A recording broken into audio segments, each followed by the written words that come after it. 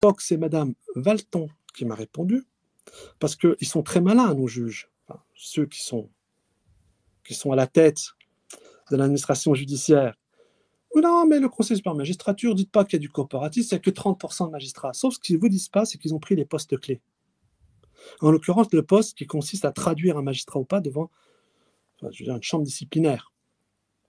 Et Madame Valton m'a répondu une lettre que j'ai gardée collector, qui est un sophisme exceptionnel, pour disculper Géraldine Charles. Mais ce que j'ai découvert, c'est que l'année 2019, en l'occurrence, je crois que c'est M. Retailleau qui s'est à un moment intéressé à la question parce que je connaissais quelqu'un proche de lui et je lui en ai fait état. Il a été honnête sur ce coup. Il s'est renseigné sur, écoutez-moi bien, 1500 plaintes, alors qu'il n'y a que 8500 magistrats. 1500 plaintes déposées en 2019 par des citoyens français qui estimaient en droit que le code de déontologie avait été violé par ces magistrats. Est-ce que vous savez combien de sanctions il y a eu? Dites-moi un chiffre. 0. Aucune, même pour l'exemple. Ils ont dit aux Français, vous êtes de la merde. Vous comprenez ça? Ils ont trouvé une combine pour se protéger. C'est-à-dire qu'ils ne viennent pas nous parler qu'il n'y a pas de corporatisme. C'est des racistes qui se protègent. Je veux dire, les racistes protègent des racistes. Les vrais racistes. Pas le français du quotidien qui, parce que tu vas l'énerver, va dire tu me fais chier. L'autre, il va te sortir une phrase, mais tu sais que le fond n'est pas méchant. D'accord? Eux, c'est du vrai racisme. C'est le racisme de la haine. Et vous savez ce qu'ils ont fait? Après les attentats du Bataclan, je termine sur la photo porno, parce que ça va intéresser vos lecteurs. C'est un truc de fou. Je préviens Bernard Arnault, l'ex-compagne, qui d'après moi, ils la tiennent parce qu'ils ont des photos sur elle. Bah oui, la photo, je ne l'ai pas inventée, c'est elle qui est sur la photo. Moi, j'ai vu un officier de police judiciaire, pas un agent de police judiciaire, qui m'a littéralement disculpé, qui a fait son travail de flic. Parce que je lui dis, il y en a qui sont très honnêtes. C'est pour ça que je cite les malhonnêtes. Et qui a dit, dans un procès-verbal d'audition, et qu'il a signé que cette photo, c'est pas moi qui l'avais mise, qu'elle est bien sur tel site internet et qui correspond à madame, par rapport à la photo. Donc là, c'est imparable. Qu'est-ce qu'ils ont fait? Ils ont payé un détective privé, j'ai oublié son nom, mais je donnerai le nom de ce voyou, mais qui lui, quand même, dans son rapport de détective privé, pour se protéger, dit « L'avocate m'a donné l'adresse porno via le compagnon de madame, un mec que je ne connais pas, que je n'ai jamais vu, et qui a fait une attestation sur l'honneur non signée contre moi. » Bon, encore un champion. Donc j'ai porté plainte contre ce salopard, et bien sûr, pour l'instant, on attend si le procureur veut faire son travail ou pas. Vous savez ce qu'ils ont fait? Donc ça a été remis à une policière à Versailles, dont j'ai oublié le nom de cette criminelle, et qui a validé contre un procès-verbal d'un officier de police judiciaire le rapport d'un détective privé, alors qu'elle savait que c'était l'avocate Céline Cadar-Beaufour, la pornographe, qui avait donné l'adresse du site porno. Et un procureur qui a vu ça aurait dû dire, attendez, c'est trop gros, cas. Ça m'aura de la table. Si demain il rend ça public, les Français vont devenir fous, quoi. On va passer pour des voyous et de la racaille, quoi. Bah, c'est le cas, parce que je vous en parle aujourd'hui. Et le procureur a validé ça. Écoutez bien la suite. Ils ont demandé de porter plainte contre moi. Alors, dans un premier temps, c'est pour diffamation, mais il n'y a pas de diffamation. Dans un deuxième temps, c'était pour injure, mais il n'y avait pas d'injure. Et puis, du coup, ils ne savaient plus comment faire parce qu'ils voulaient me mettre en garde à vue. Moi, j'en ai fait plusieurs de garde à vue. Hein. Et moi, je pleure pas après sur les réseaux sociaux. Donc, du coup, oui, mais dont une de 72 heures, traité comme un terroriste. Pour quel motif? À chaque fois. Alors, première fois, on m'a inventé une agression. Pas de bol pour eux, c'est que quand elle m'a arraché la petite de mes bras, il y avait une caméra. Donc, ils ont vraiment passé pour des cons. Et puis surtout, il y avait une policière qui a fait le job, qui a fait une enquête de proximité, qui a fait le boulot, et qui à l'époque m'avait demandé de porter plainte contre elle. J'ai dit non, je ne porterai pas plainte contre la mère de mes enfants. Mal m'en a pris, mais je ne regrette rien, parce que j'ai fait ça pour mes bébés. Je ne savais pas qu'il y avait tout ça derrière. C'était tout au début. C'était en décembre 2015. C'est là où elle fait le SMS après les Justement, ce attentats. sera ma question d'après, parce que je voudrais savoir votre vie d'avant tout ce combat que vous menez. Oui, mais justement, j'y viens parce que c'est très intéressant l'histoire du truc porno, parce qu'ils tiennent les femmes et les hommes corrompu. C'est-à-dire que le parent qui se bat pour protéger son enfant, ce qu'il ne sait pas souvent, c'est qu'eux, ils ont besoin d'alimenter leur réseau pédocriminel. Donc, ils chopent le parent plaignant et photo, attestation, demain on te fait tomber. Donc, tu nous ramènes le gamin. Et souvent, c'est des enfants placés ou chez le parent agresseur ou dans des centres à eux qui sont violés. D'accord? Donc, alors après, parce qu'au départ, au départ, effectivement, il y a un cas d'inceste. Mais là, c'est là où ils sont malins sur le plan de la communication et de la télévision. Et c'est là où Carl Zero aurait dû aller plus loin. Et c'est pour ça qu'il ne m'a pas suivi. D'accord? C'est parce qu'ils se contentent de dire ah oui, mais la plupart des cas, c'est des cas d'inceste. Mais c'est là où ils ne rencontrent pas les parents plaignants. Parce qu'en réalité, ce sont les enfants qui finissent dans les réseaux pédocriminels. Alors, ils l'ont déjà été une première fois par le corrompu, le parent corrupteur, mais ils le sont à nouveau par le réseau. C'est comme ça que ça se passe en France. Et personne ne me contestera. Personne. Parce que ce que je vous dis, c'est vécu par des dizaines de milliers de mamans. Il y a des centaines de milliers de cas de viols par an en France. Je vous donnerai les chiffres après. Et l'histoire de l'image pornographique sur Internet, c'est incroyable.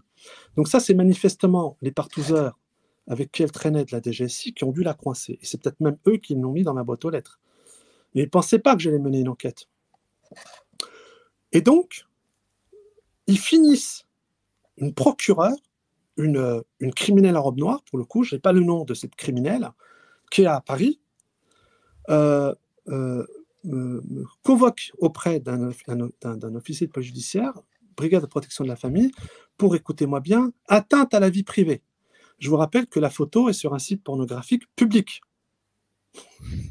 Non mais, ce sont des voyous, hein. Attention, hein. Les plus grandes racailles, c'est eux. C'est pas le mec que vous traitez de racaille au quotidien. Attention, hein. Bon. J'ai peut-être mais parfois plus de délinquance en col blanc. Ben, on est passé, c'était le titre d'un livre, de la délinquance en col blanc aux criminels en robe noire. Et les criminels en robe noire, ce sont les seuls en France qui, après avoir perçu 1 000 € par mois en plus de salaire, sont dans l'impunité la plus totale parce que le Conseil supérieur de la magistrature ne marche pas. Ils vont jusqu'à, quand ils décident de faire la peau de quelqu'un, ils se coordonnent en groupe pour massacrer un parent plaignant. Il faut le savoir. Et moi, mon histoire, comme l'histoire de plein de mamans, c'est exactement le cas. Et ils sont dans l'impunité. Et moi, justement, l'Alliance pour la France, c'est aussi pour protéger la justice. Parce que si ça continue comme ça, je crains le pire pour eux et je ne voudrais pas que ça advienne, justement. Et ils vont tellement loin dans l'humiliation des parents que un parent qui, à un moment, même des mamans, là, on a découvert récemment que c'était une femme qui avait mis 2 coups de boule à un procureur, pas un homme. Parce qu'il les pousse à bout, il les rend complètement folles, hystériques, parce qu'il n'y a plus de logique, il n'y a plus de loi, ils ne jugent plus en droit, mais en opportunité, en arbitraire. Et ce qui s'est passé, c'est que je suis convoqué par un officier de police judiciaire, il a été très correct. Et en audition libre, parce qu'au départ, il voulait mettre en garde à vue. Puis là, mon avocat, c'était quand même un peu énorme, un site porno public poursuivi pour atteinte à la vie privée. Moi, en tout cas, j'ai prévenu Bernard Arnault, hein, donc il est au courant qu'au sein de sa société, dans le cadre de son image publique, il y a des gens des partouzeurs de la DGSI, qui recasent des parents qu'ils ont corrompus.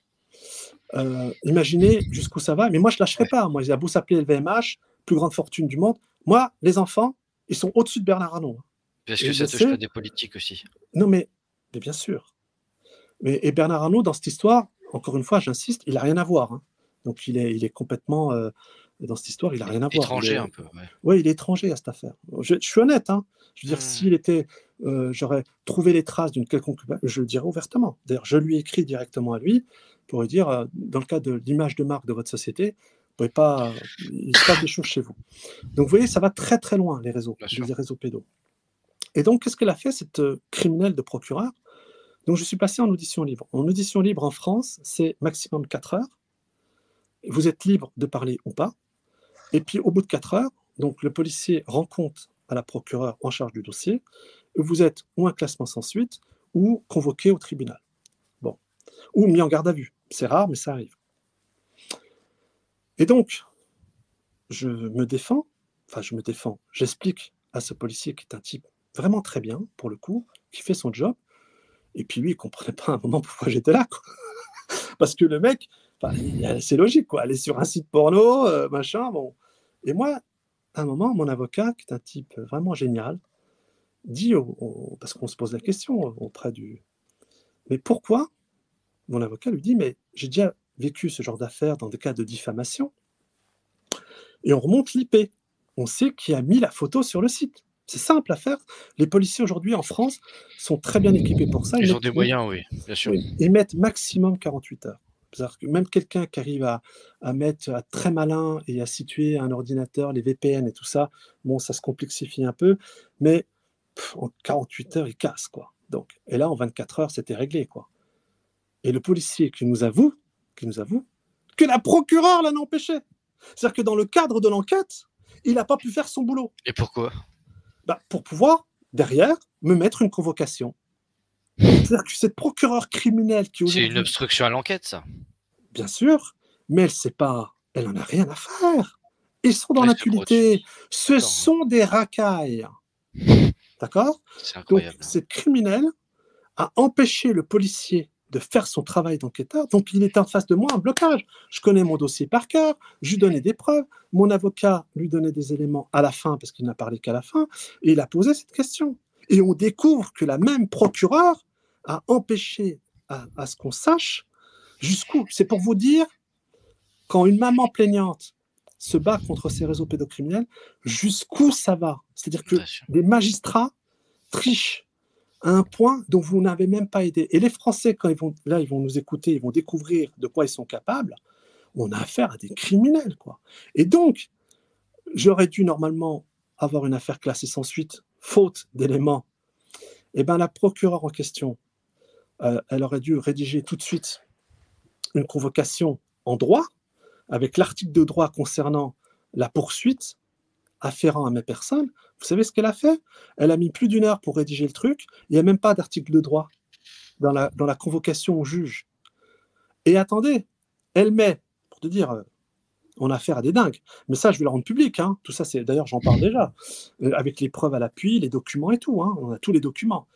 Dans la convocation, il n'y a pas d'article de droit concernant ce pourquoi je suis poursuivi. Et elle ose écrire en bas, poursuivi pour atteinte à la vie privée, dans un lieu, pour avoir rendu public quelque chose qui a eu lieu dans un lieu public ou privé.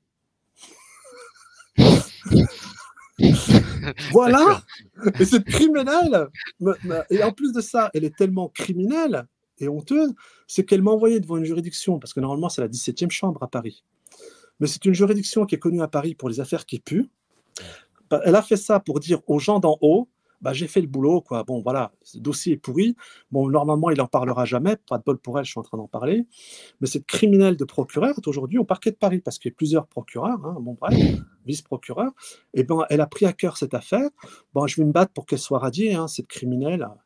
Et donc, voilà comment ça se passe. Il faut vraiment que les gens réalisent qu'ils sont capables du pire. Mais comment leur donner confiance à la justice quand on a des cas pareils, quoi? Mais il n'y a plus de confiance. 80% des Français estiment que les décisions de justice sont injustes. Et moi, je vous ai rappelé la phrase de tout à l'heure. Vous découvrez l'injustice lorsque vous avez affaire à la justice. Moi, aujourd'hui, il y a des flics qui font remarquablement leur travail. J'ai plein de copains qui sont flics à tous les niveaux. Hein. Donc, ils font vraiment le job. C'est pour ça que j'ai vraiment... Bon, je suis en colère contre eux lorsqu'ils sont rentrés... dans les gilets jaunes, les soignants suspendus et surtout les pompiers. Là, je suis vraiment en colère contre eux. Mais je vous parle de ceux qui font le travail, qui enquêtent. Ils font le boulot. Lorsqu'il y a un mec connu dans l'affaire, les juges trichent. Les juges trichent, ouvertement. Et empêchent l'enquête d'évoluer, comme il se fait en bon droit. Voilà, il n'y a plus de honte. Ils ne se cachent plus parce qu'il n'y a pas d'impunité. Ils ne rendent pas compte de leurs décisions sur le plan professionnel et pénal. Donc, on nous a inventé le fait qu'il pouvait être poursuivi. C'est faux. Moi, je vais vous donner 2 exemples concrets. Parce qu'on va parler aussi de la réalité des chiffres. Et c'est pour ça que je trouve triste que certains se sont embarqués dans l'adrénochrome. Parce que quand vous embarquez dans l'adrénochrome, c'est vrai que c'est un sujet qui concerne beaucoup plus le trafic humain.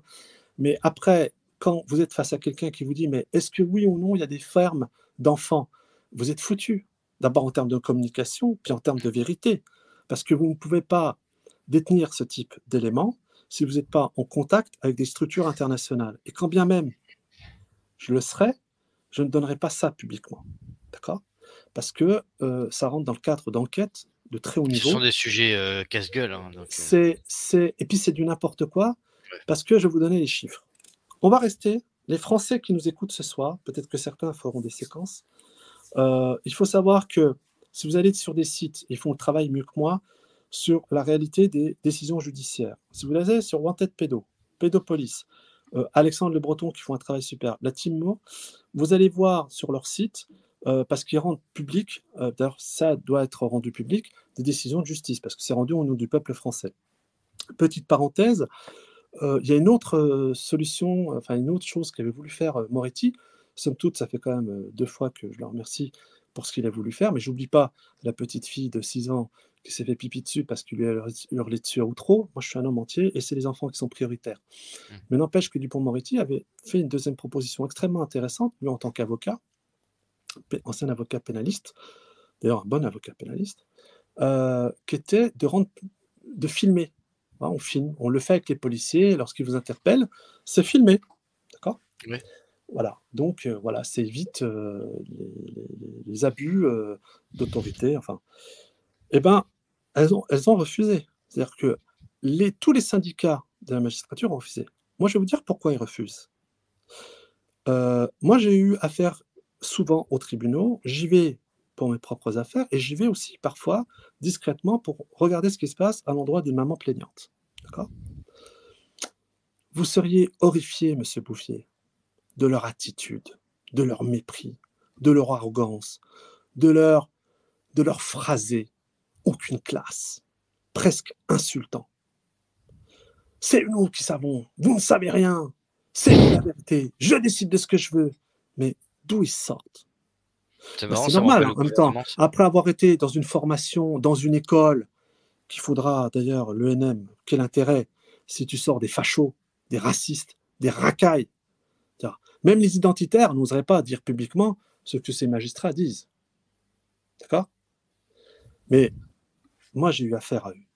Je me suis retrouvé face à une juge qui s'appelle Elisabeth Dugré. Madame Elisabeth Dugré, ce n'est pas la première fois que je donne votre nom. Poursuivez-moi pour outrage à magistrat. Madame Dugré, qui était de permanence, un été, je suis Céline Cadar-Beaufour, l'avocate pornographe, et pire que ça, non seulement elle est pornographe, mais pour essayer de salir mon image, elle avait détourné les écrits d'un ami juif décédé qui m'avait fait une préface pour me faire passer pour dangereux. Vous voyez les méthodes de cette Ah avocate ouais, pornographe. J'ai saisi le bâtonnier, M. Sicard, le jour où je vais être confronté à lui, d'ailleurs c'est peut-être pour ça qu'il n'a pas fait de mandat, fait exceptionnel, l'a protégé. Et pourtant, j'avais fait état de ça à 2-3 amis juifs institutionnels qui sont des hommes charmants, honnêtes, français dans l'âme, qui ne supportent pas l'injustice, qui avaient, au nom de leur institution juive, écrit à M. Sicard pour les faits quand même extrêmement graves, parce que là, on parlait d'un mort qui ne pouvait pas se défendre. J'ai compris que le bâtonnier de Paris donc, a protégé cette avocate pornographe, et en plus de ça, qui avait fait, elle, pour le coup, un record, alors là, pour le coup, vraiment antisémite. Cette avocate pornographe antisémite, Céline Cadar-Beaufour, elle peut faire des attestations par ses copines. Il ira facilement trouver des copines avocates de confession juive ou de culture juive pour dire qu'elle ne l'est pas. En tout cas, moi, je parle de faits concrets et irréfutables. Ils l'a protégée et ils l'ont couvert. D'accord? En s'appuyant sur le faux rapport du docteur Dubec, qui n'avait rien à voir avec les allégations mensongères qu'elle avait commises. Voilà ce qui se passe aussi au niveau du bâtonnat. C'est-à-dire qu'il y a eu le corporatisme qui a joué pour protéger cette avocate pornographe. En fait, il y a toutes les strates qui sont touchées, quoi. Ça pue. Oui, Ça pue, oui. pue, et vous savez ce qu'a fait le Conseil supérieur de la magistrature, le Conseil national de l'ordre des médecins, parce qu'il faut absolument que je vous en parle, dans mon affaire et dans plein d'autres affaires, et moi j'invite les mamans plaignantes qui nous écoutent à refuser, tous les parents qui veulent protéger leurs enfants au nom de la loi Bettencourt, à refuser, parce que systématiquement, c'est toujours le même procédé. Les magistrates, beaucoup de criminels en robe noire, s'arrangent avec un psychiatre pour faire passer le parent plaignant. Le parent plaignant se retrouve avec un rapport psychiatrique contre lui, où on invente une mythomanie, La un état psychiatrisation des professionnel. opposants des Voilà, opposants, quoi. mais c'est ce qui se passe aujourd'hui dans tous les C'est une tribunaux méthode concurrents. soviétique, quoi. Eh ben, moi, je le subis encore aujourd'hui, alors qu'on a la preuve que Dubecq a triché, qu'il a été subordonné. Je vous parle de Dalila tout à l'heure, je vous parle de Dounia, je vous parle de Amélie, je vous parle de Julie, je vous parle de Marie, je les connais toutes des femmes admirables, d'accord, d'accord.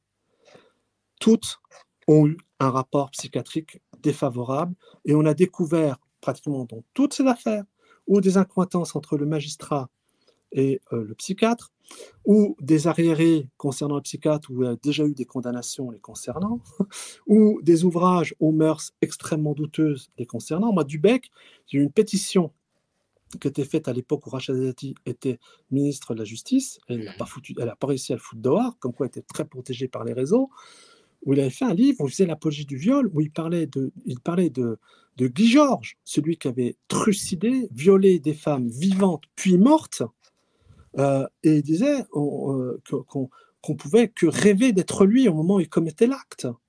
Ce mec était expert auprès de nos plus hautes administrations judiciaires, jusqu'aux assises. Et surtout qu'en plus, il a pu sortir un bouquin et que l'éditeur a pu accepter de publier ça, quoi. Le plaisir de jouir, je crois le titre, donc ça veut déjà tout dire. Mais c'est hallucinant. J'ai eu ce criminel, et il n'a pas fait le malin qu'on s'est retrouvé l'un en face de l'autre, parce que j'ai saisi le conseil départemental, parce qu'en France, pareil, on vous use dans les procédures. Ah bah oui. Tous les parents plaignants connaissent ça. Saisis Le conseil départemental. le conseil départemental. On a eu une conseillère ordinale qui était là et qui a fini par comprendre que, parce que Dubecq a avoué qu'il avait été influencé par la juge Géraldine Charles, qui lui avait passé un coup de fil avant que je passe. Cette criminelle de Géraldine Charles, qui sont encore en train de protéger et qu'ils ont nommé depuis juge de premier rang. Et la conseillère ordinale a fait un rapport ordinal, puisque la conseillère ordinale ne peut pas siéger à la commission qui va statuer pour savoir s'il le renvoie en chambre disciplinaire ou pas. Vous savez ce qu'ils ont fait? Ils ont répondu une simple lettre en disant que, et ils font ça toutes les mamans plaignantes, pour ceux qui les poursuivent, qui vont dans les procédures et tout, et ils détestent ça, les procéduriers. Hein. Ils trichent, mais il faut pas se servir du droit pour vous protéger. Hein. Ils sont tous comme ça. Hein. Bon, et ben qu'est-ce qu'ils font? D'ailleurs, un GEC récemment m'a condamné, j'ai fait appel, ça c'est une histoire que je rendrai publique aussi, qui est à mourir de rire, qui a lui carrément, il m'a condamné en disant que je l'avais saisi pour éviter une condamnation. Or, l'affaire était pendante, je suis passé dans cette affaire, j'ai été totalement disculpé et blanchi, relaxé. Alors qu'est-ce qu'on dit à ce GEX, à ce criminel à ronde noire qui a rendu service? GEX, c'est-à-dire? Juge des exécutions.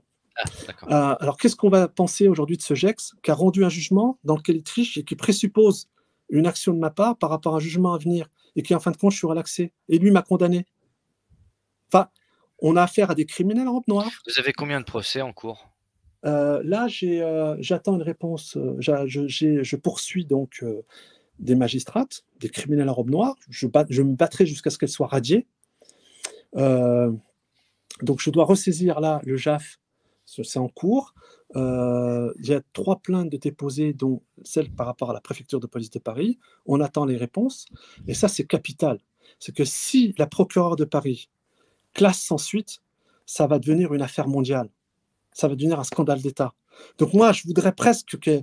Laisse-les. Vous voulez tricher, trichez jusqu'au bout. Mais là, s'ils protègent, avec les preuves matérielles qu'on a données, avec mon avocat, et les noms qu'on a donnés, et les pièces qui ont disparu, ça voudrait dire que n'importe quel Français en France, blanc, noir, de couleur ou pas, on s'en fout, n'importe quel Français, on peut prendre vos enfants à votre insu, les amener à l'étranger, partouzer devant eux, les corrompre, mettre votre fils et l'attacher et l'obliger à regarder une scène où la mère est prise par plusieurs mecs et la petite sœur de 3 ans et demi qui dort sur le lit où ça se passe.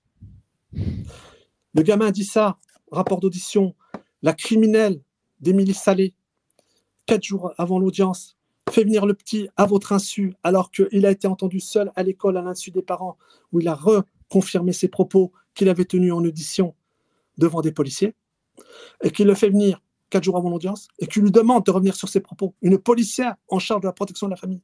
avec l'aval de la commissaire centrale Catherine Jourdan et de Pauline Bonneau. Et devant la présence du bourreau, de la mère, pour lui dire, c'est ton père qui a dit ça, hein, c'est ton père qui t'a dit de dire ça. Hein. Et qui renvoie ça à la juge en express via un vice-procureur véreux, qui depuis a été nommé en charge de la déradicalisation, pour dire que l'enfant a menti et qu'il l'a fait au nom du père. Ils s'arrangent entre eux. Donc, ça va très loin, les réseaux pédocriminels. Et c'est pour ça, vous comprenez, que si demain je parle publiquement, si demain ça se sait, et c'est ce que vivent la majorité des mamans, mais les Français, mais ils vont les regarder avec une rage. Et ils vont Mais leur comment dire, on les fait maintenant, tomber, ça? il faut d'abord une décision, et il faut une décision, là, demain, si au niveau du Parlement, le pouvoir législatif, les parlementaires proposent la modification de l'ordonnance de 58, ça passe.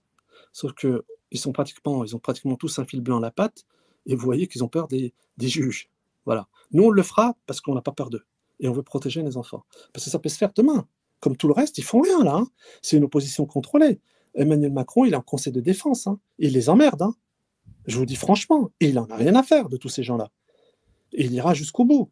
Et il fera tomber secteur par secteur jusqu'au bout. Ce qui l'arrêtera, c'est un rapport de force. C'est que demain, l'Alliance pour la France, on soit suffisamment nombreux, j'espère à peu près 1 million, ça serait l'idéal, et c'est largement possible quand vous savez qu'il y a 33 millions de personnes qui en ont marre, qui disent on veut. Parce que ces 33 millions de personnes, comprenez que vous déléguez malgré tout votre pouvoir, ils font ce qu'ils veulent, et ils s'en moquent. Moi, je compte créer plusieurs contre-pouvoirs, hein, pas être un dictateur. Et donc, c'est pour ça qu'il y aura du RIC, c'est pour ça qu'il y aura du référendum. C'est que faire en concertation, en bonne intelligence, moi, j'aurai juste à trancher. Et c'est ce que je dis à mes équipes. En tant que président de la structure, d'abord, j'ai une colonne vertébrale, je vous montre l'exemple. Je suis toujours devant. Mais je tranche. Vous êtes tous doués les uns les autres. Et dès que il y a une pièce rapportée qui arrive et qu'il est là pour causer des problèmes, je le vire, même s'il est plus compétent. Parce que je veux qu'on se rassemble. Je veux que nous, Français, c'est ce que j'ai vécu quand j'étais gosse en France, on retrouve notre joie de vivre. On recomprenne que notre pays est riche et qu'il est aujourd'hui aux mains d'une petite mafia oligarchique qui dépend d'une puissance étrangère en l'occurrence et de fonds surtout, de pensions de cette puissance étrangère. Et tout ce que je suis en train de vous dire fait que, en réalité, si vous réglez le problème de la protection de l'enfance et que vous regardez les chiffres de près, qui sont des chiffres officiels, et que vous ne partez pas dans ces dires-là d'adrénochrome, qui sont des choses vraies, sûrement attestées par ceux qui le disent et qui ont fait les enquêtes nécessaires. Je connais le sujet, je ne veux pas aller sur ce terrain-là, même si je dis que c'est une réalité. D'accord ? Mais aujourd'hui, vous traitez de la protection de l'enfance, qui est l'avenir de demain. Jamais nos enfants ont été autant maltraités. Mais comme on est chacun dans notre coin, et que ceux qui se disent de la dissidence s'arrangent, et ça c'est incroyable, à ce que les parents plaignants, alors que c'est eux qui devraient nous porter, Alexis Poulain, Madame Palomba, le Média TV, Pascal Pro, Berkoff, qui disent être une autre voix, c'est à vous de nous porter.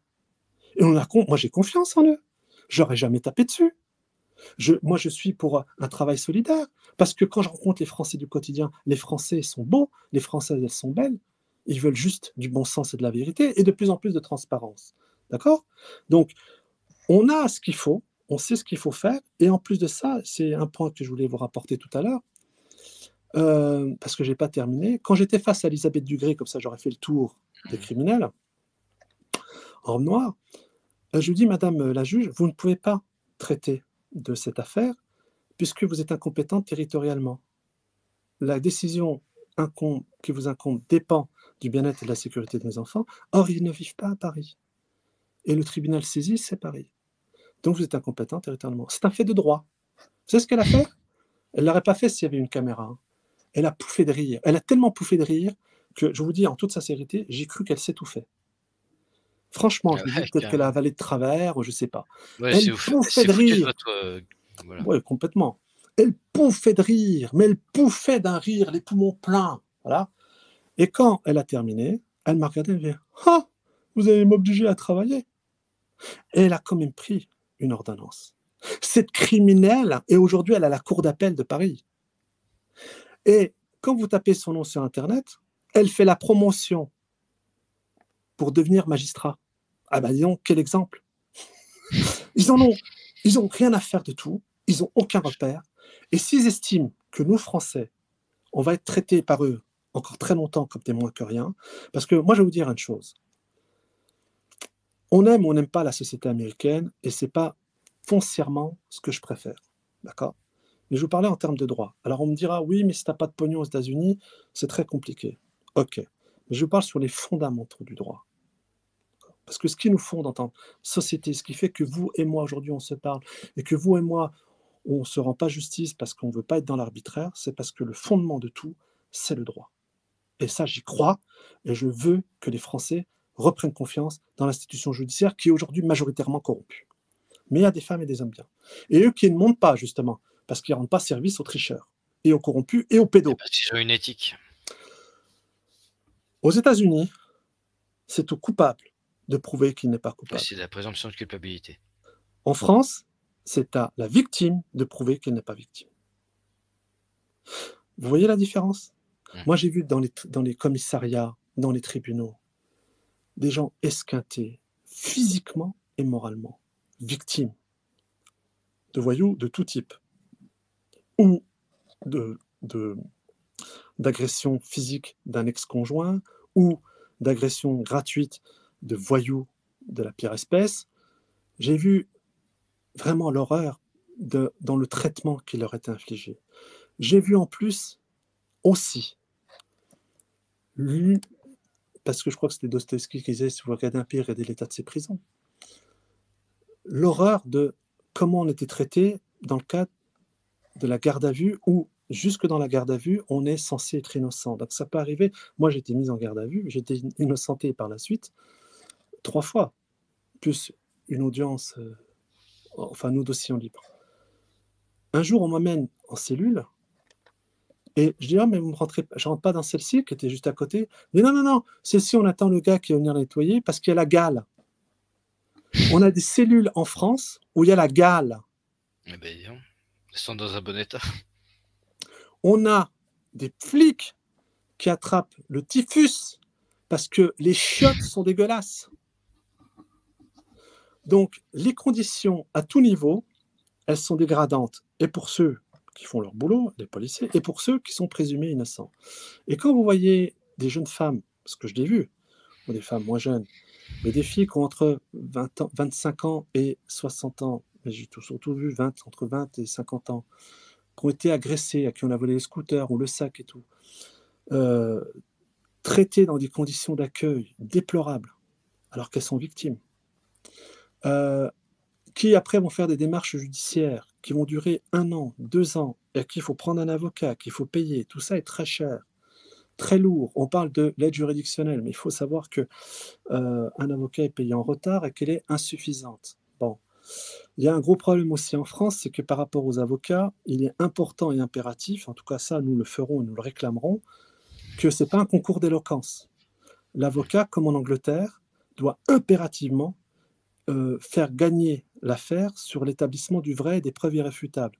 En France, nous sommes encore un des derniers pays où on est dans le concours d'éloquence. Et il faut savoir qu'en Angleterre, et ça je l'ai découvert en lisant le livre d'un excellent ancien bâtonnier qui est un ami d'ailleurs, monsieur Mazer Bournazel, je veux dire, qui est vraiment un avocat de renom, qui est un type très bien d'ailleurs, au demeurant. Et j'avais lu son livre, et dedans, il expliquait qu'effectivement, dans le droit anglais, il y avait la notion de parjure dans le code de déontologie des avocats. Parce que si tu es un avocat et tu triches et tu fais gagner ton client en mentant, ce qui est largement possible en France aujourd'hui, et ben en Angleterre, c'est pas possible. Parce que l'avocat est poursuivi pour parjure, je peux vous dire qu'il est radié. Après, il trouve un boulot pour faire la plonge. Hein. Donc tout ça fait qu'aujourd'hui la France est dans un état dysfonctionnel parce que tout est à l'envers. Et en plus, se précipite la décadence. Et c'est là où je vais vous donner les chiffres. Alors ça, c'est des chiffres. Permettez-moi, vous êtes toujours là parce que j'ai mis un pied pour tenir le téléphone. Un chiffre qui est hyper important. Donc tous les chiffres que je vais vous donner, donc, je regrette que ceux qui ont la chance de passer à la télévision pour défendre du moins les enfants, ou du moins pour lutter contre la pédocriminalité, ne se contentent pas de donner des chiffres officiels. Parce que les Français sont intelligents, hein. Ils comprennent. Hein. Alors je vais vous donner les chiffres. Là, je vous donne les sources officielles. Hein. Je vous rappelle que le 20 décembre 2022 dernier, la secrétaire d'État à la protection de l'enfance a rendu public qu'il y avait 160 000 enfants victimes d'agressions sexuelles, donc de viols, chaque année. Mhm. D'accord ? Quand moi je donnais ce chiffre de 150 000 il y a 5 ans en arrière, on disait que je fabulais.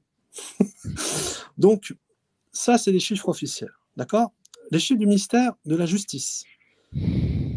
Ministère de la Justice. D'accord ? Donc, Oui. sont... Donc là, on est, oui, Oui, oui, non, on mais bien officiel. c'est incontestable comme chiffre. Hein, je ne suis pas Oui. complotiste. Hein. Et comme je dis souvent à mes amis, on est traité de complotiste par des cons simplistes. Bon. Constatiste, on va dire. Bah, merci, donc je ne savais pas Voilà. aussi. Mais, ministère de la Justice, 85%, attendez bien, des plaintes pour agression sexuelle sont classées sans suite.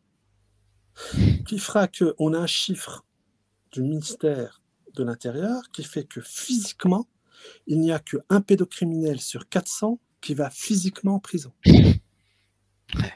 Sur C'est pas du 400. sursis, quoi. Voilà.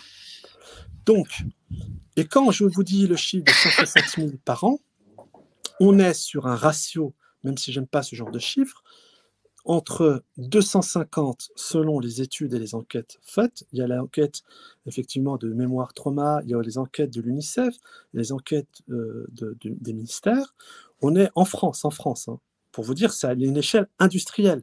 Et c'est ça qu'il faut dire aux Français, au lieu d'aller sur les débats de l'adénochrome qui riment à rien, parce que personne n'y comprend rien, et c'est tellement loin, et, c'est tellement internationalisé, que parler de la France, en France, on est entre 250 et 400 enfants violés par jour.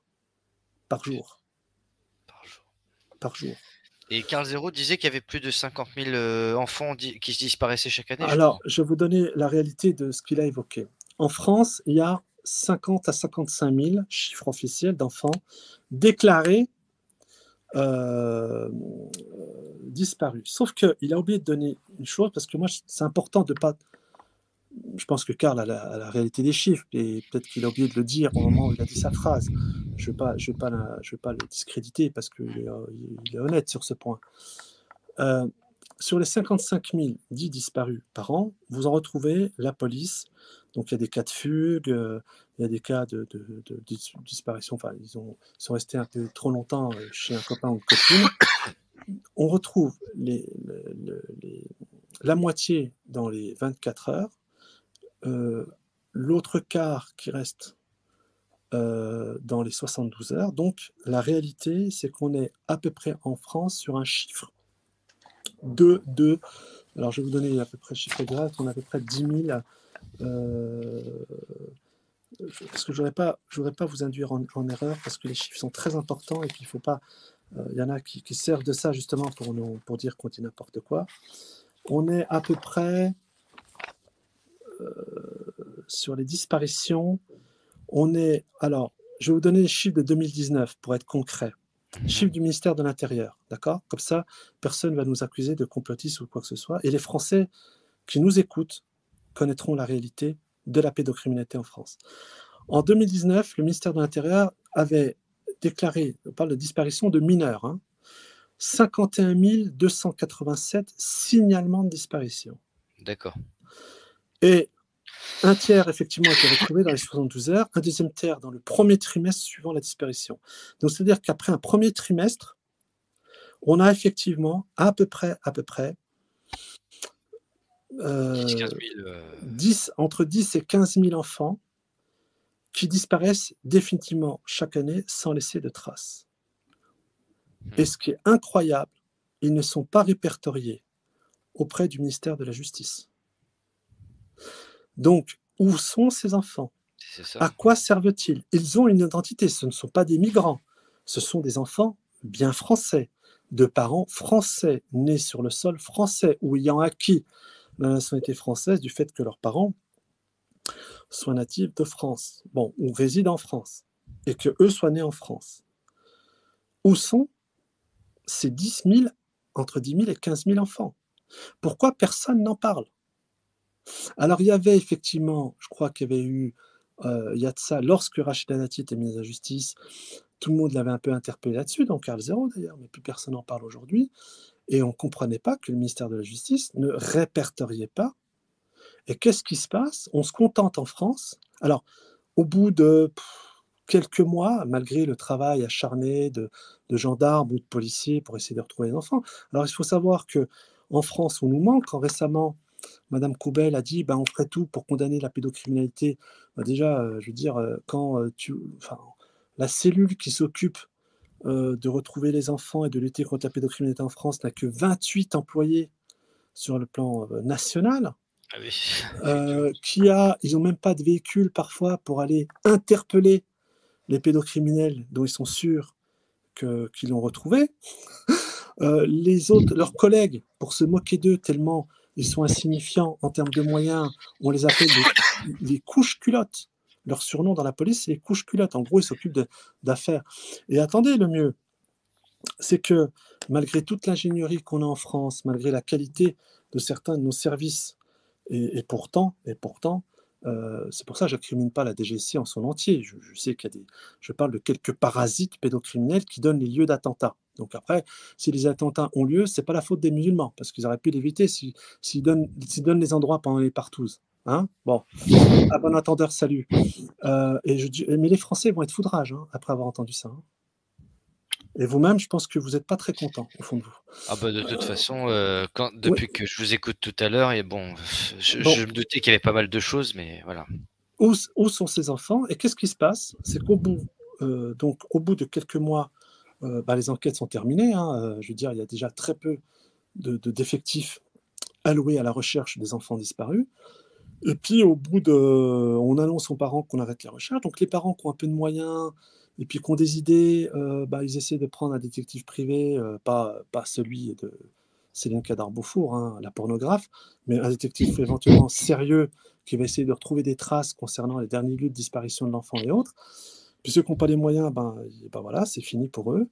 Ils n'ont même pas de lieu de recueillement, ces parents-là. Il n'y a même pas de pierre tombale. Il faut voir ce que dit un parent qui a perdu son enfant. Il vit avec la photo de son enfant dans son salon, et les années passent et les mois passent, dans l'espoir qu'un jour cet enfant frappe à la porte, qu'on annonce qu'il a été retrouvé. Or, ce qui se passe en France, c'est qu'on ne les retrouve jamais. Et à 18 ans, quand l'enfant a 18 ans, une simple lettre arrive au domicile des parents où l'État français dit qu'il arrête définitivement les recherches. Voilà comme faire part de notre tâche. Je pense que l'État français doit donner mieux et plus à des Français qui ont toujours été honnêtes vis-à-vis de nos institutions. Donc, on a ça, et ce que je vous raconte là, ça a été des articles qui ont été publiés dans Sud-Ouest, dans La Voix du Nord. Donc, c'est pas du tout des chiffres de complotistes, et c'est pour ça que je fais peur. Moi, je ne vais pas dans les délires qui consistent à dire j'ai des preuves d'une ferme où qu'on a fait. Je me contente de par mon expérience vécue, de toutes les mamans plaignantes, et ce sont des centaines de milliers de parents, parce qu'on parle de 160 000 enfants violés par an. D'accord? 400 par jour. On parle de centaines de milliers de mamans, parce que majoritairement, à 90%, les parents plaignants sont des mamans. D'accord? Où sont ces enfants? Où est la réponse judiciaire? La réponse judiciaire, elle est criminelle. Et tout ça sert à alimenter le réseau pédocriminel où se retrouvent les gens qui se sont bien arrangés pour que l'enfant ne soit pas remis aux parents plaignants. Alors moi, je vais quand même vous donner des chiffres. Ça, c'est les chiffres officiels. Hein.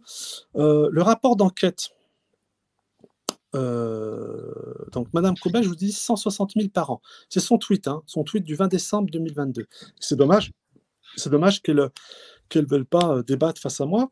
Il faut savoir que on a l'association Mémoire traumatique et victimologie, dont France Info avait essayé de dénigrer les chiffres à un moment, mal leur en a pris parce qu'ils étaient allés chercher la brillante Muriel Salmona qui a fait un travail exceptionnel sur la mémoire traumatique et qui avait validé les chiffres, parce qu'on parle de 200 000 enfants. C'est pour ça que je vous dis la fourchette, c'est entre 250 et 450 par jour. Encore, on bon. peut pas.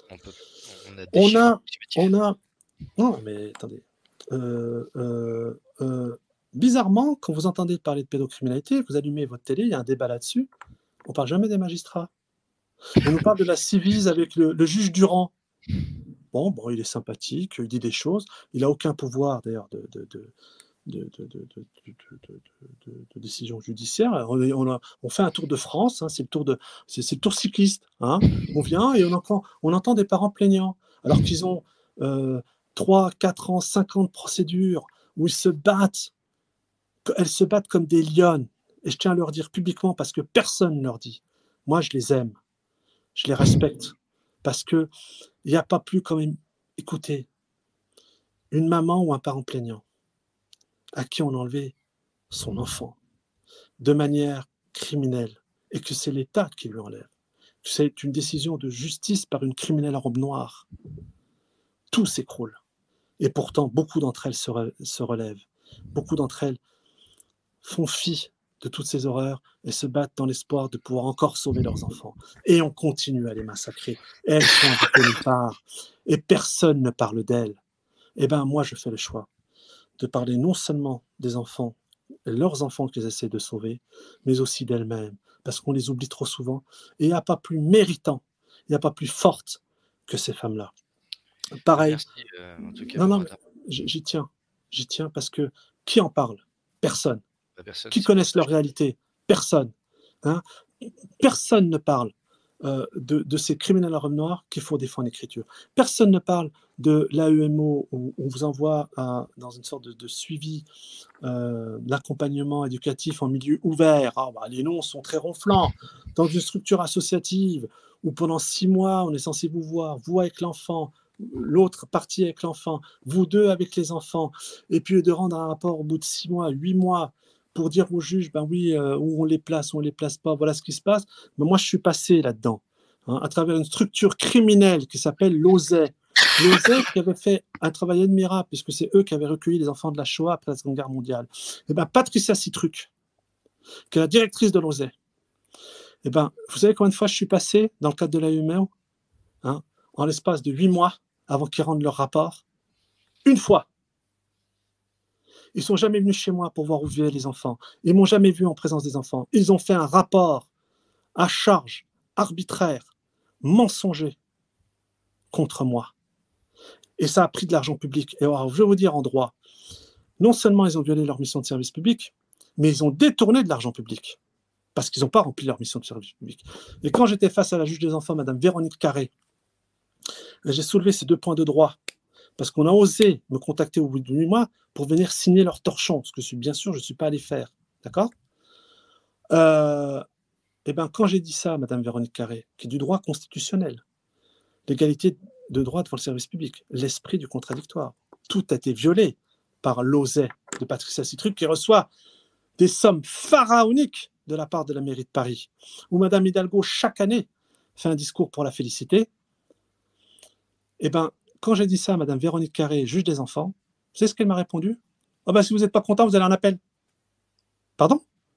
Vous n'êtes pas content, vous allez en appel. Je dis, mais je n'ai pas allé en appel, c'est vous qui prenez une décision là sur un fait apporté avec des preuves matérielles qu'ils ont violé leur mission de service public.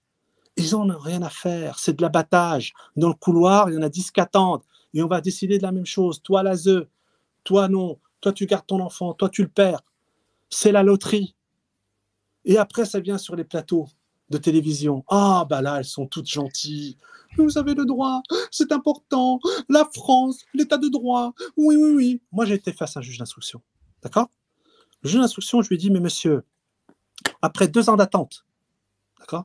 Et quand monsieur Blanquer, dans le cadre d'une campagne électorale, où 2 profs, pour rigoler, lui mettent de la crème chantilly sur le visage, se retrouvent en comparution immédiate, et que vous, dans le cadre d'une corruption mineure, vous attendez plus expéditif pour eux. Voilà, vous attendez 2 ans. Et quand j'étais face avec mon avocate à ce juge d'instruction, et je lui dis, monsieur, je veux être confronté à Géraldine Charles, à Catherine Jourdan, à Émilie Salé. Il m'a regardé, il m'a dit, il en est hors de question. Vous découvrez qu'en France, les magistrats eux-mêmes s'arrangent pour ne pas connaître la vérité. Et après, attendez, le mieux, le must. Je lui dis, mais monsieur, le juge d'instruction, et j'ai toujours été un homme extrêmement respectueux. Personne ne peut dire que je l'ai insulté ou menacé. C'est pas dans ma nature, et ils se gardent bien de le faire d'ailleurs, parce qu'ils savent que ça serait faux. D'accord? Les gens me voient aujourd'hui. Bon, j'ai pas un autre visage à l'extérieur. Je dis, monsieur le juge, mes enfants ont été témoins de partouze. Et vous le savez. Et vous avez les auditions, et vous savez que c'est vrai. Vous savez ce qu'il m'a répondu? Juge d'instruction au tribunal judiciaire de Paris. Il m'a regardé et m'a dit, si je devais arrêter tous les Français qui font ça devant leurs enfants. C'est pas croyable. Et je lui ai répondu, très gentiment, monsieur le juge, je ne connais pas le cadre de votre éducation, mais moi je peux vous assurer que ni moi, ni tous les gens que j'ai à connaître font ça devant leurs enfants. Ah non.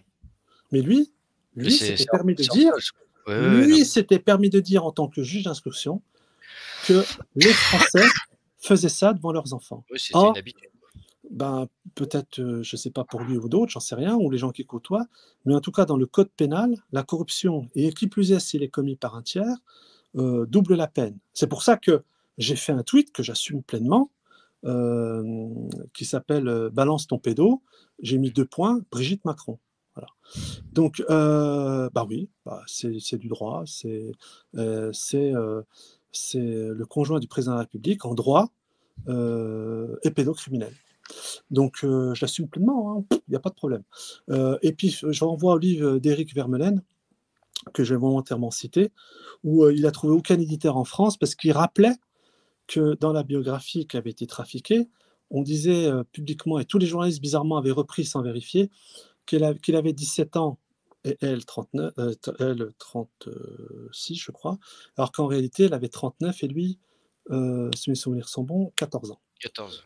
Donc, effectivement, elle tombe sous le coup de la loi, et la peine est doublée parce qu'elle avait autorité sur lui du fait qu'elle était son enseignante.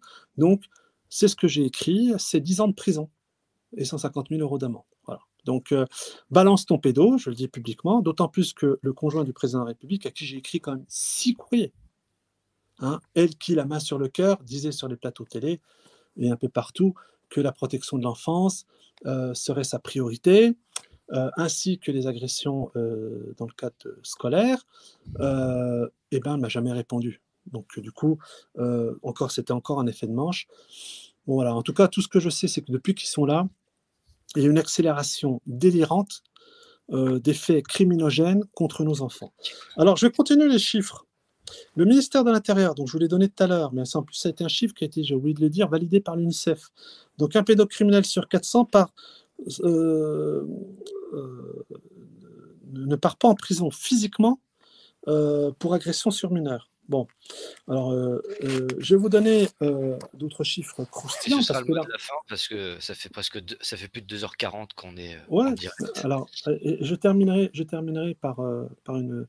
Donc, je vous donne quand même des chiffres qui sont très importants, parce que j'ai entendu des gens qui disaient contre justement Myriam Palomba, contre Fauré, contre même Maxime de Wanted Pédo, contre Alexandre Le Breton, contre la Team Mort, qu'il délirait lorsqu'il disait que tout ça rapportait de l'argent. Je vais quand même vous rappeler un chiffre qui va faire tomber des nues. Le trafic d'images pédopornographiques. D'images. On ne parle même pas du trafic humain. Juste le trafic d'images pédopornographiques est estimé en euros par an. Devinez à combien? Dites une seule. Je parle du trafic d'images pédopornographiques. Je dirais 4 ou 5 millions, mais peut-être que j'exagère. Voilà. 400 milliards d'euros. 400 milliards d'euros? C'est le budget qu'on a alloué à l'armée, là, récemment? 400 milliards d'euros par an. Ah oui. C'est le trafic d'images pédopornographiques dans le monde. Et, dans le monde, oui, d'accord. Oui. Là, c'est un trafic d'images mondial. Oui, en France... Alors, je vais venir pour la France. Et effectivement, il y a un enfant sur 5 qui est sollicité sexuellement sur Internet. Donc là, le pouvoir, ils essaient quand même de faire des choses, parce qu'à minima, pour dire qu'ils vont tenter de protéger numériquement l'accès à tout ça à nos enfants, sauf qu'ils refusent pour l'instant de faire, moi je le vois par les quelques petites attaques de trolls sur Internet ou Twitter, de soulever l'anonymat. Parce que vous enlevez l'anonymat, vous réglez beaucoup de choses. Ben, bon, Ah oui, on garde l'anonymat, mais on va quand même poursuivre numériquement les gens. Donc c'est toujours à contresens. Moi je vous dis que il ne faut pas oublier qu'en France, on est dans le viseur des autorités internationales. Parce que récemment, il y a eu 300 Français qui ont été interpellés justement dans le cadre de commandes de viol d'enfants, pire, de meurtres d'enfants sur Internet. Donc là, on parle les viols se chiffraient à peu près entre 2000 et 5000 dollars le visionnage. Et pour un meurtre d'enfant, et donc ça, personne ne me le contexte, hein, c'est pas du délire complotiste, on est à peu près entre 9000 et 15 000 dollars, la mise à mort d'un enfant. D'accord. C'est immonde. Nous sommes le seul pays au monde où l'apologie de la pédocriminalité n'est pas condamnée, il faut le savoir, puisque en droit français, le terme pédophilie n'existe pas dans le code pénal. Dans le code pénal français, dans le livre 2 du code pénal, chapitre 8, section 5, on parle de la mise en péril des mineurs. Donc, il est juste envisagé en France, par rapport au droit pénal, une protection des enfants plutôt qu'une répression de la pédophilie. C'est pour ça qu'en France, l'apologie de la pédocriminalité n'est pas condamnée. Nous sommes un des rares pays au monde, en même temps, qui, vous le savez, on l'a dit tout à l'heure, octroie des peines de prison avec sursis à des pédocriminels, d'où la fameuse phrase de l'avocate Marie Grimaud qui avait dit il vaut mieux violer un enfant que de dealer du shit en France. Ce qui est une réalité, une réalité que vous vivez en sortant des tribunaux, parce qu'à chaque fois qu'il y a des débats en France sur la pédocriminalité, on oublie de rappeler que c'est quand même des juges qui prennent des décisions. Donc pourquoi ces juges prennent des décisions? Peut-être qu'ils sont au cœur aussi de la pédocriminalité. Alors, un chiffre qui est très important, on a... ça, c'est très important parce que c'est un chiffre qui vient d'une fondation qui est difficilement critiquable, qui est une fondation britannique, enfin, on l'appelle l'IWF, qui est en anglais Internet Watch Foundation, qui est en réalité un observatoire, qui est plutôt un observatoire, et donc qui, lui, fait des constatations sur le plan mondial et qui donne ça aux autorités nationales. Bon. Et eux, ils se sont rendus compte qu'ils avaient un vrai problème avec la France, parce que on avait, au niveau des contenus internationaux, la France, en termes d'hébergement de sites pédopornographiques, pourtant on n'est pas un grand pays, hein, sur les 192 pays du monde, à nous seuls, on pesait 11% des sites hébergés, la France. La Hollande n'en fait pas partie aussi des pays un peu oui, concernés? les Pays-Bas, alors c'est très intéressant, les Pays-Bas, la Belgique, depuis les scandales qu'il y a eu, la majorité des pédocriminels belges et hollandais viennent en France. C'est devenu Pédolande. Et j'assume ce propos, parce que moi j'ai tenu ce propos il y a plus de 5 ans en arrière. Je suis triste que ce soit une réalité. Certains le reprennent aujourd'hui, et puis tant mieux, parce que pour moi ce qui compte c'est la cause, hein. J'ai aucun ego par rapport à ça. Mais à l'époque, quand j'avais dit ce propos, il y a un journaliste de France 2 qui était venu me voir, qui avait tenté de me faire revenir sur mes propos, et je lui avais apporté les preuves matérielles de ce que j'annonçais. Au final, j'ai découvert qu'il avait tenté, mais mal lui en a pris, il n'a pas réussi, à vouloir essayer de me faire passer pour quelqu'un d'extrême droite, quand même. Moi, Morad El Hattab, j'ai le prix littéraire pour l'appel à tolérance. C'est l'insulte à la mode, ça. Voilà, et donc, parce que c'est très important, la France. Vous allez comprendre pourquoi Pédolande. Il y a 2 chiffres que je vais vous donner. Donc, l'IWF a vraiment la France dans le collimateur. Nous sommes aussi un des rares pays où, pourtant, le siège de l'Interpol se trouve en France, où il y a des agents d'Interpol, lorsqu'ils ont enquêté sur des réseaux pédocriminels français, bien sûr, il y avait des magistrats, bien sûr, il y avait des policiers, bien sûr, il y avait des politiques, se sont retrouvés suicidés. Or, Interpol, partout où ils vont, même en Albanie, où il existe aussi malheureusement ce type de réseau, ils ne sont pas suicidés, ils font leur travail. Bon, en France, c'est assez bizarre. Et on a une réalité qui est terrible, parce que là, alors, pour le coup, c'est un organisme qui dépend directement du ministère de l'Intérieur, qui est l'OCRVP. Alors, c'est l'Office central de répression des violences aux personnes, donc qui est rattaché directement au ministère de l'Intérieur. Le ministère de l'Intérieur, donc, qui dépend aussi de l'Élysée. Et donc, c'est national, c'est français.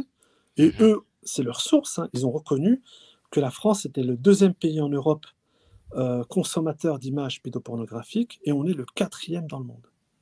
Putain, Donc, et on est 2e en Europe. Donc, quand vous dites ça aux Français, on n'a pas besoin d'aller dans les délires, oui, il se passe ceci, cela. Les gens sont intelligents. Les Français entendent. Quand vous leur donnez les sources. Puis ils enquêtent de plus en plus. Hein, donc, oui, et puis bon, les comme moi sont là aussi pour essayer de mâcher le boulot. Et donc, alors, ce qui est très rigolo, c'est que, par exemple, il y avait eu, enfin très rigolo, les pédocriminels, au niveau international, ils ont des fêtes pédophiles. C'est-à-dire qu'il y a 3 fêtes pédophiles aujourd'hui que, par exemple, la cellule trafic humain du FBI avait relevé avec tous les fameux sigles et symboles en termes de codage. Enfin, pareil, hein, c'est-à-dire là je parle de structures souveraines, hein, et on ne peut pas les taxer d'être complotistes. Et donc les 3 fêtes qui avaient été retenues à des visées mondiales, et on voyait une recrudescence d'enlèvement d'enfants à ces moments-là. Il y a le 25 avril qui s'appelle l'Alice Day, Alice plus loin Day. Il y a le 22 décembre, Child Love Day, et la 3e date qui va vous interpeller, qui s'appelle Boy Love Day, qui est, devinez quoi, le 21 juin, date qu'avait choisi Jack Lang pour faire la fête de la musique. Ah oui, d'accord. Donc, le truc, c'est-à-dire que cette célébration que nous faisons chaque année pour la fête de la musique, en vrai, nous nous inscrivons dans le cadre d'une fête des pédophiles. Alors, je ne dis pas que c'est à notre insu, bien sûr, parce que c'est une décision politique. Je pense que si nous arrivons au pouvoir, nous changerons la date, au moins de manière tout aussi symbolique. Il y aura beaucoup de choses à faire quand... Mais vous savez, une amie que j'aime beaucoup m'a dit quelque chose de très vrai. En France, qu'on a l'avantage, c'est qu'on sait exactement... c'est le drame, c'est qu'on est majoritaire et qu'on se refuse à être solidaire et à travailler ensemble. Ouais. On est le nombre, mais on se refuse à tout ça parce qu'il y a des égos surdimensionnés. Moi, jusqu'à maintenant, j'ai travaillé pour beaucoup de gens, et pour même tous ces gens-là. Ils n'ont pas été à la hauteur parce qu'à un moment, ils n'ont pas eu la force de briser l'armure parce qu'ils n'avaient pas compris la réalité de la protection de l'enfance. Moi, je la vis. Et plein d'autres la vie. Moi, et donc, c'est-à-dire que, voilà, je veux dire, avoir peur, c'est un mot qui m'est étranger. Et pourtant, ils ont essayé...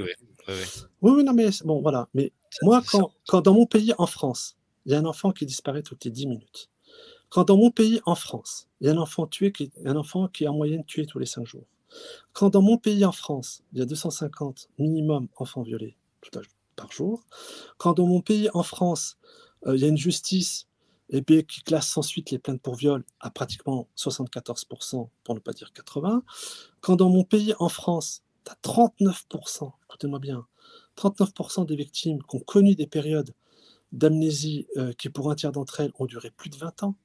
Donc, aujourd'hui, ceux qui ne disent pas qu'ils ont subi juste une agression, qui peut être scolaire, pire quand elle est sexuelle, dans le cours des récréations, il faut être sacrément fort, eux, pour faire leur travail de résilience, et puis d'être très bien entourés, parce que sinon, vous avez des cas de récidive, on est à peu près entre 13 et 30%, on a des cas comment on appelle ça, de criminalité, on a des cas surtout de drogue, de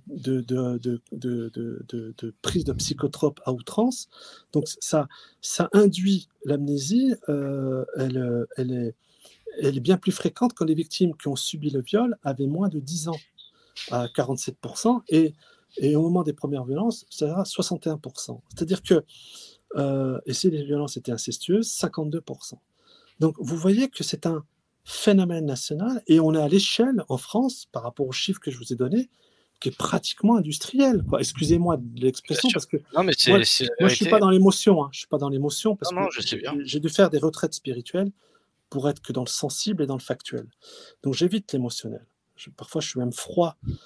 Et c'est pour ça que quand des gens me racontent certains de leurs malheurs, quand je vois ce que c'est au regard de ce que vivent des mamans plaignantes, de ce que j'ai vécu moi-même, je leur dis, mais profitez de la vie est belle, et le présent c'est le futur. Et vous avez vécu une épreuve de vie. Et je vous dis que quand l'Alliance pour la France, on arrivera à 1 million d'adhérents, chiche. Allez, Et soyons puis, fous. pourquoi je dis, non, mais ça va très vite. Hein. 1 euro l'année sans condition. Quand vous savez que, en tout cas à Paris, la tradition est entre aujourd'hui 1,30 et 1,50 €, je ne vous dépouille pas. Hein. Bon, et les Non. gens des membres de l'Alliance ne vous dépouillent pas. Pourquoi? Parce qu'on fait un pari sur l'avenir, un pari sur la chance qu'on va, nous, citoyens, donner à notre pays parce qu'on nous a trahis. On a, par notre vote ou notre non-vote, donné pouvoir à des gens qui se comportent comme des mafieux. Donc, moi, je vais vous dire la chose suivante. Quand on arrivera à 1 million d'adhérents, ça va venir très vite, je ferai état, effectivement, de réalités concernant les biographies, les agissements de certaines personnes au pouvoir. Ils seront obligés de partir. Je ne peux pas le faire aujourd'hui parce que pas suffisamment, entre guillemets, il faut être l'homme du peuple. Et il faut être l'homme choisi par le peuple. Vous avez déjà commencé malgré tout dans votre combat et c'est pour ça que j'ai voulu faire cette émission avec vous ce soir. Je vous le dis, moi, c'est vrai que je suis le seul en France à ce jour à avoir apporté une preuve matérielle qui défait un peu le scénario concernant le conjoint du président de la République avec, vous le savez, le document factuel concernant comment on appelle ça, le recensement pour l'Algérie. Et ce qui, je l'espère, a sauvé deux malheureuses qu'on a voulu absolument jeter aux orties. Moi, je n'ai aucune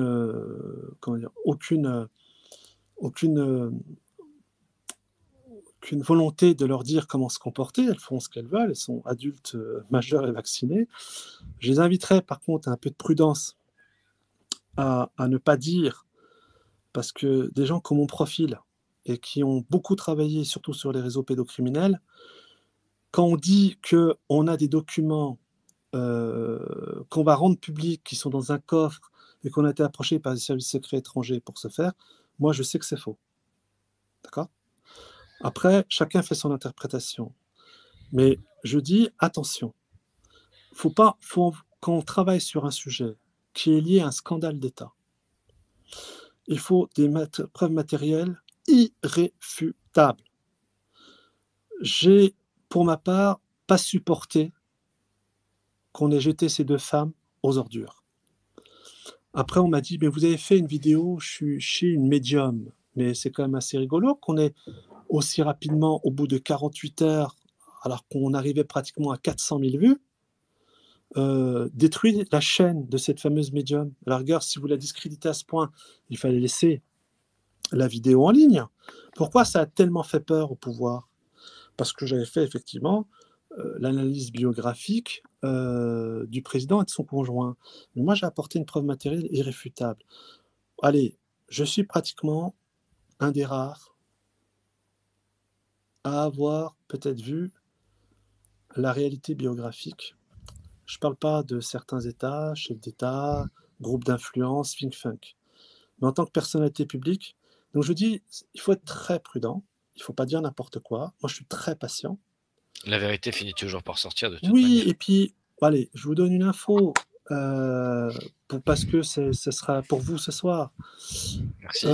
L'homme qui a rédigé en partie la notice biographique qui a été distribuée par la suite, parce que remis à Mimi Marchand, et moi à l'époque j'avais parlé de Mimi Marchand et de Monsieur Borrello, ce que sont bien gardés de faire d'autres là, alors qu'il n'a pas hésité à taxer de taxes brunes ceux qui manifestaient dans les rues et qui s'étaient proposés à être aujourd'hui des lanceurs d'alerte, même si j'aime pas le terme, je préfère, comme disait mon ami, que je chéris et à qui je dis un grand bonjour aujourd'hui, mon ami Christian Perron, On le salue. Des éveillés. Bon. Mais je salue par ailleurs Claude Janvier, je salue Claude Janvier, je vais le recevoir au mois d'avril d'ailleurs. Bah, il est génial, il est génial. Le virus et le président. J'ai fait une conférence avec lui. Le virus et le président, un livre. Bah ouais, Excellent. Il faut le lire. Il faut le lire. Bon. Tout à fait. Et puis les apprentis sorciers aussi. Ouais, et puis mais Claude justement. Donc moi je suis admiratif. Et c'est pour ça qu'on s'aime mutuellement les uns les autres, parce que quand on est entre eux éveillés et moi qui me situe entre éveillé et résistant parce que vraiment Lanceur dans le d'alerte, combat. j'ai envie de dire même, hein. Ouais, j'aime pas le mot danseur d'âme, mais résistant, éveillé, les 2, un mixte des 2. En tout cas, j'apprends d'abord tellement d'eux et puis on se donne mutuellement à connaître sur des sujets que moi j'ignorais, hein, toutes les histoires des vaccins et autres, parce que chacun a son domaine de Bien prédilection et sûr. puis aujourd'hui parmi eux, je ne citerai pas de nom, certains sont à l'Alliance pour la France. Voilà, D'accord. voilà, sachez-le. Ah, très bien. Voilà, mais ils sont discrets et bon voilà, c'est pour ça Ouais, que je vous dis, je suis entouré de femmes et d'hommes. s'ils œuvrent pour l'intérêt général, c'est tout ce qui compte. Voilà, et donc celui qui a rédigé la fausse biographie, c'est-à-dire qu'il a agencé, amélioré, qu'il Falsifié, a quoi. comment? Falsifié. Ouais, falsifié, c'est-à-dire qui a fait que ce couple soit rendu, comment dire? Honorable et surtout présentable J'allais à la dire grande présidentiable, majorité. mais Oui, puis présidentiable de fait, parce qu'il est venu, faire son boulot lorsque Emmanuel Macron et son conjoint étaient à Bercy. d'accord. Alors cet homme, c'est un agent de la CIA qui s'appelle Joel Bennetson. Joel Bennetson, qui est un homme brillantissime. Alors on peut être brillant et être du mauvais côté de la barrière, mais moi je respecte. Ça s'appelle euh, machiavélique. voilà. Alors Joel Bennetson est celui qui, aux États-Unis, avait déjà été à l'époque en charge de la construction du couple Obama. Et c'est D'accord, lui qui est venu en France pour faire le couple Macron. OK. Là, je parle de la biographie. Après, il y a les réseaux de financement. Ça, c'est encore autre chose dont j'ai connaissance. Là aussi, pareil, vous risquez de tomber des nues parce que ce n'est pas toujours ce qu'on croit. Même si, effectivement, il a été l'agent général, on appelle ça comme ça, je pourrais reprendre le terme anglo-saxon, de la finance internationale. Et moi, je réclamerais aux États-Unis toutes nos technologies de souveraineté qui sont passées sous leur drapeau, sous Sarkozy et Hollande, mais surtout sous Macron, où il y a eu une accélération. Mais retenez bien ce que je vous ai dit. Joel Bennetson, agent de la CIA, c'est lui qui a fait. D'accord. Très peu de gens Ils sont au ont courant. pu avoir accès à l'original rédigé par Joel Bennetson. Et donc, effectivement, je le dis publiquement, pour moi, Macron est de fait traité par la CIA. Un agent, quoi. Je dis traité. Je dis D'accord. traité parce que dire le mot agent, c'est comme quand moi j'ai été accusé Oui, faussement du Mossad. par Mossad, DGSE aussi. J'ai eu le droit à tout. Hein, j'ai eu le droit à tout. C'est sûr. Hein, c'est pour vous dire que, pareil, ce malotru franco-marocain qui n'a d'ailleurs aucun lien avec le Maroc et qui s'en prend de manière récurrente à traiter les gens de sionistes, il a fait ça à l'endroit de professeur Raoult. Il a fait ça à l'endroit, le comble, Youssef Indy, qui Oui. traite d'ouvrages sur le sionisme et l'eschatologie liée au sionisme. Il l'a traité de sioniste aussi. Dernièrement, il s'en est pris à Idrissa Berkane, parce qu'il a fait un Bien sûr, remarquable travail, lui, sur les faits de Sheker, qui nous a permis de découvrir le poteau absolument. rose concernant des escrocs intellectuels et idéologiques. Je tiens à rappeler que Rudi Reichstag s'était permis à un moment d'essayer de faire croire que j'étais complotiste. J'ai fait une sortie publique comme je le fais actuellement, en lui faisant comprendre que s'il considérait que lutter contre la pédocriminalité était complotiste, ça voudrait dire qu'en réalité, il fallait être pour. Donc s'il Mais était c'est pour, ça. il fallait qu'il l'affirme publiquement et puis que derrière, il l'affirme surtout. Et moi, je ne suis pas ces petits qui l'insultent et qui vont essayer de trouver, si ils continuent à m'emmerder, ça sera, comme je l'ai dit, on communautarisera la question. Voilà. Et puis, on verra si tu veux aller sur ce terrain-là parce que ça l'emmerde. Il faut dire ce qu'il y a, ça l'emmerde qu'un mec qui porte un nom à consonance défende plus les enfants que lui. Et j'allais dire Et, plus la France aussi. et puis, oui, puis la France, ça, Parce j'hésite pas. que J'hésite pas, moi. Vous savez, mes grands-oncles sont morts en 39-45 avec l'uniforme français. Et ils ont fait partie de l'unité du général Augustin, qui a été l'unité d'infanterie la plus décorée de la Seconde Guerre mondiale. D'accord ? Moi, j'ai une colonne vertébrale. Et la France avant tout. Et que je pense foncièrement au fond de moi, c'est le cas de la majorité des Français. Ils ont la France chevillée au corps, sauf que ils ont été pris à défaut par l'escroquerie généralisée, la fausse opposition contrôlée. Et puis ils sont submergés par le totalitarisme, l'identité numérique, et puis surtout, c'est qu'on est en train de tuer financièrement les Français, parce qu'ils vont s'en prendre après au domaine des propriétés privées. C'est déjà en cours, faut le savoir. C'est le projet de l'agenda 2030. Voilà, et puis il ne faut pas oublier une chose, c'est que Macron et son conjoint ont fait en sorte que dans le cadre de la loi bioéthique, aujourd'hui, accepter les couples, vous pouvez, pour avoir un enfant, aller sur le marché de la semence. Donc, ça y est, l'enfant, vous n'êtes plus un géniteur, l'enfant devient un objet du marché. Donc, la chaîne humaine est cassée en France. C'est pour ça qu'il ne faut plus discuter. Maintenant, il faut prendre le pouvoir. Et autre point qui est très important, et ça, je ne le pardonnerai pas, en l'occurrence à François Hollande et à Manuel Valls, c'est pour ça qu'il est très intéressant de voir ce qui s'est passé, avant les attentats du Bataclan, 2 pendant et 3 après, c'est qu'ils ont mis en place des lois d'exception qui ont fait que, pour le coup, le préfet en droit supplantait le juge. Ça allait très loin. Ils ont mis en place toute une série de lois au prétexte que les musulmans seraient dangereux, qui sont abouties sur les lois sur le séparatisme, qui en réalité, je le dis aux Français ouvertement, à nous, qui a consisté à s'en prendre à nos libertés fondamentales. C'était très facile après, lorsqu'il y a eu l'histoire du Covid. On a été le seul pays au monde où on s'est retrouvé individuellement à s'écrire un papier pour s'autoriser à sortir. Merci Maël de Calan et Victor Fabius de McKinsey. Voilà, mais c'est quand même quand incroyable. On a appris ça, c'était délirant, quoi. Les Français ont accepté de s'écrire un mot pour sortir leur chien pour qu'il aille faire pipi, ou que pour eux-mêmes, ça allent s'acheter un kilo de pâtes. Donc, mais il faut savoir que les lois, dans le cadre les lois d'exception, lois sur séparatisme, qui après toutes ces libertés fondamentales qui ont été mises à mal, et qui, pire, ont été validées par le Conseil d'État. Il faut savoir une chose, lorsque Sarkozy avait proposé le projet de loi Edwige, on était tous dans la rue. Et là, vous savez ce qui s'est passé, c'est que le Conseil d'État a validé le fait qu'on pouvait être fiché S, non seulement en fonction de notre religion, mais notre appartenance politique, et pire, associative. C'est passé dans la loi. Oui. Voilà pourquoi. Au moment de Noël, je crois, d'ailleurs. Comment ?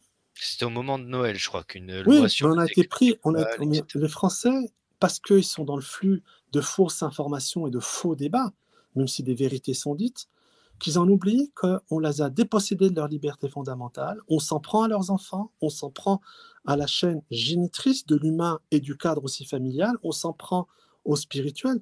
Jamais les chrétiens ont été autant pris comme cible en France.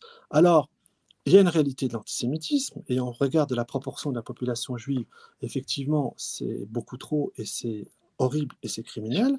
Il y a des actes que certains nomment islamophobes, mais moi je préfère dire anti-musulmans, et c'est une réalité grandissante parce qu'on cherche à fracturer le pays et à nous opposer les uns aux autres, et pas mieux que de dire pendant les partous on va avoir lieu les attentats, vous m'avez compris, donc d'empêcher à ce qu'ils aient lieu. Et puis troisièmement, ce qu'on oublie réellement, il y a un acte anti-chrétien tous les 3 jours en France. Et l'homme qui vous parle, alors quand j'entends à la télévision des gens dire d'une sensibilité de droite, dire la France est judéo-chrétienne. Alors c'est faux, la France n'est pas judéo-chrétienne, elle est helléno-romano. Pourtant, le général de Gaulle le disait.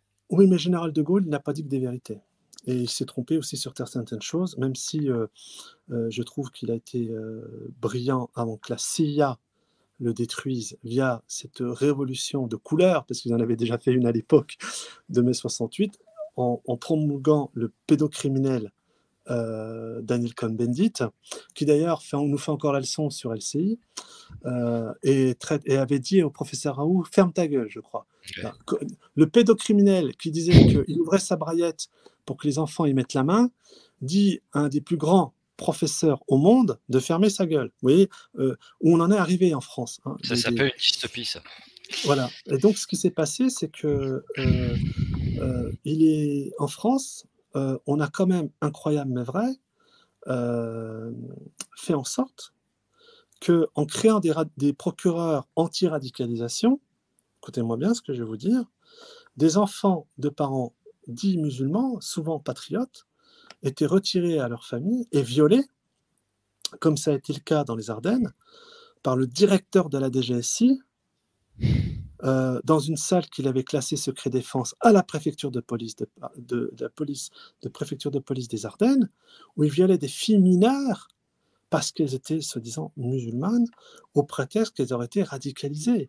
Et ce gars-là a été littéralement disculpé par la justice française, qui a envoyé un message très très fort, et les Français musulmans sont tristes, pour dire la DGSI, enfin du moins celui qui aura à commettre ces actes contre des filles mineures parce que musulmanes, ne serait pas poursuivi pour viol ni agression sexuelle. Il a juste été poursuivi, écoutez-moi bien, pour détention d'images pédopornographiques. Il en avait en veux-tu, en voilà, on parle de plus de 15 000. On a voulu nous faire croire que ce type agissait tout seul. Et j'ai dû faire un énorme travail auprès des Français de confession musulmane pour leur dire que c'était pas la France et que s'il y avait des ordures habilitées secret défense qui est en contact avec les djihadistes manifestement et qui n'empêcherait pas d'attentats soi-disant en notre nom. Aujourd'hui, nous continuerons tous collectivement à être solidaires les uns des autres. Nous refuserons toute fracture contre la France, quand bien même ils ont fait le choix de violer des enfants au prétexte qu'ils étaient musulmans pour dire qu'ils étaient radicalisés.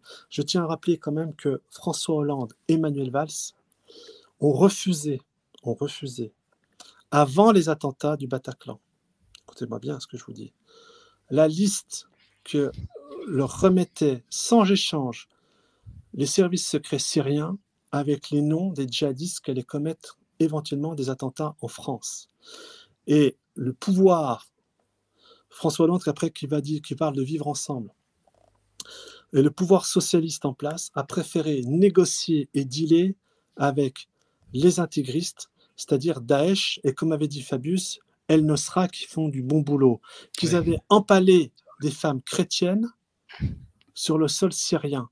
Et lorsqu'après, on avait demandé à Poutine pourquoi aussi il était intervenu en Syrie, il avait répondu très justement, je fais le travail de Saint-Louis. Parce que Saint-Louis avait fait une promesse aux chrétiens d'Orient que la France se posterait toujours à leur côté. Aujourd'hui, nous avons affaire à des traîtres. Et bien moi-même, que je sois de la confession qui est la mienne, je protégerai, et je mettrai un point d'honneur, à tenir la promesse de Saint-Louis, c'est-à-dire à protéger les chrétiens d'Orient et à protéger tous ceux qui vont dans ce sens. Eh bien, merci Morad. En tout cas, plus de 3 heures d'émission. J'avoue que c'était passionnant. Merci à vous. Merci à vous, surtout. Je salue d'ailleurs tous ceux qui nous ont suivis ce soir. Vous étiez à un moment plus d'une centaine, donc merci. Je pense qu'on refera une émission parce que vu comme on est parti, il y a tellement de choses à dire, il y a beaucoup de choses qu'on n'a pas pu évoquer, mais voilà. En tout cas, merci Morad pour la clarté, pour la pédagogie, pour la franchise et surtout pour la transparence, parce qu'on entend parler de transparence matin, midi et soir, mais là, c'est vrai qu'on a eu une transparence totale et c'est vrai que c'est très agréable. C'est vrai qu'on a parlé de beaucoup de choses, mais voilà, en tout cas, merci à vous. Ça a été un grand plaisir et je crois que ça a été partagé par tous ceux qui nous ont suivis. Et forcément, cette émission, on s'en servir aussi pour lancer des appels, notamment à André Berkoff, à Karl Zéro, à tous ceux qu'on a cités ce soir.